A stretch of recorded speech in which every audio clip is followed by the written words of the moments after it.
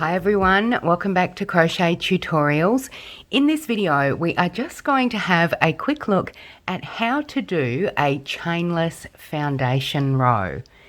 If you have ever made a blanket and had to chain multiple chains to make your foundation row, you'll know how crazily annoying it is chaining 300 and then crocheting into every stitch along that chain.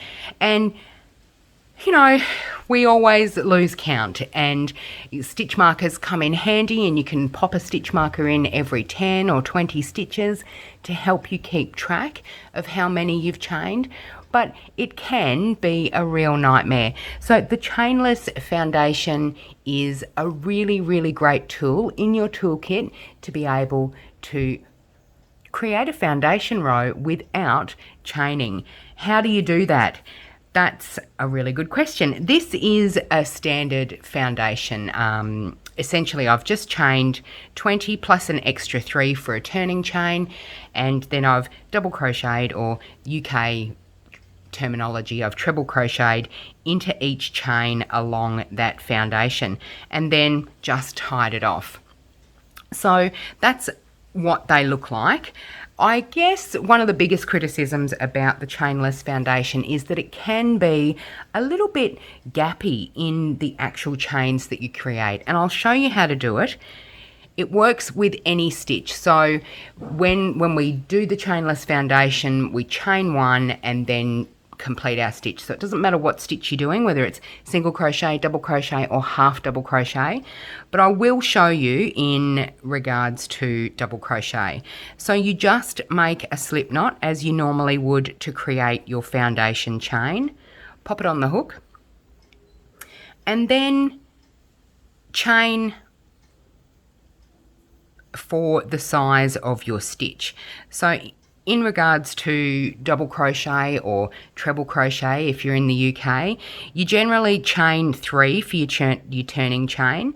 So we're going to chain 4 and then crochet into this first chain that we made. So we're going to yarn over and pull through, and then we've got 3 loops on the hook. So to create this foundation chain, we need a chain every stitch. So we create that chain by just yarning over and pulling through one of those loops, and then we've still got 3 loops on the hook, and then we complete the double crochet as normal.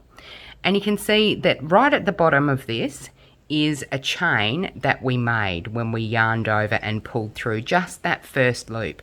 So that becomes our second chain, and then we create another double crochet into that chain that we just made, and we need to create another chain.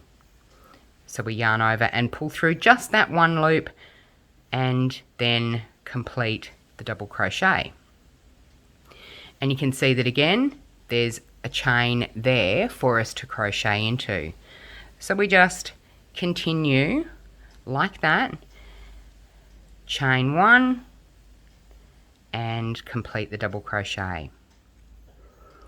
So here's our next chain that we need to crochet into, and we do so, but we chain 1 first and then complete the double crochet.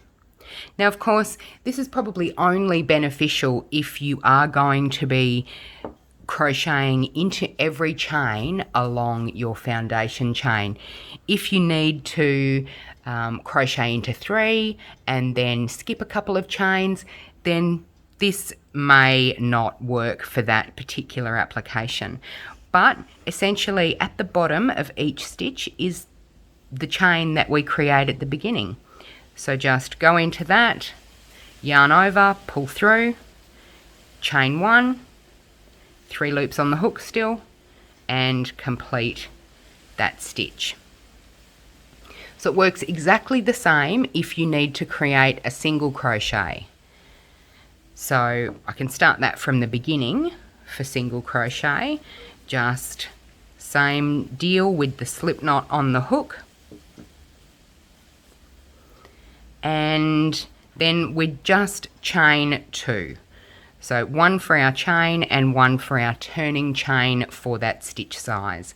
So then we just go into that first chain, pull up a loop. Oh, I've grabbed some fibres. And then make that first chain.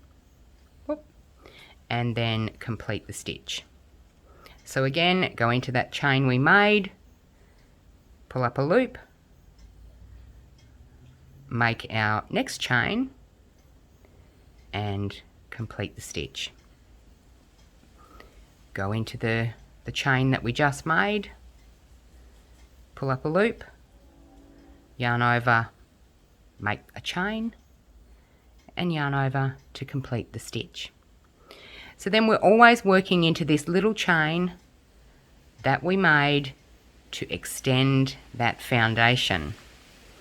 And it is a really fantastic tool to have in your toolkit. As you can see, the criticism that people have of this chainless foundation is that these holes can get quite large, and that they can be a bit, you know, certainly it's bigger than any of the holes along the chain row of this one that I just created the chain and then double crocheted into every stitch. However, I would think that most of the time you'd be putting some sort of border onto your blanket anyway, or if you're making a scarf and you're using the chainless foundation, you're probably going to put a border on it. And actually, once you actually continue with your crochet, these little holes don't really show up that much. So it's up to you, of course, whether you use it or not, but the chainless foundation, essentially you can just continue to chain and make your first row in the one go and then you can count your stitches rather than counting chains, which can kind of make your eyes hurt. So again, the stitch or the process is exactly the same irrespective of what stitch you're using. So if you're using half double crochet or half treble crochet if you're in the UK, then you'd chain 3, 2 for the size of the stitch and 1 for your initial chain. You'd yarn over, you'd go into your first chain as you normally would for a half double crochet, then you would create your chain and then you would complete your stitch. And again, that little loop there is the one that we made when we chained. So we go into that, create the chain and complete the stitch. And it seriously is as easy as that. So I do hope you use the chainless foundation, or that you don't get completely terrified by the prospect if you see it in a written pattern. It is really as simple as that, and it makes life actually a whole lot easier. And, well, I'm happy with anything that makes life easier. So certainly feel free to ask any questions down in the comments. You can share this with your networks and I'm sure they'll be happy to learn a new trick. And otherwise, I shall see you in the next video.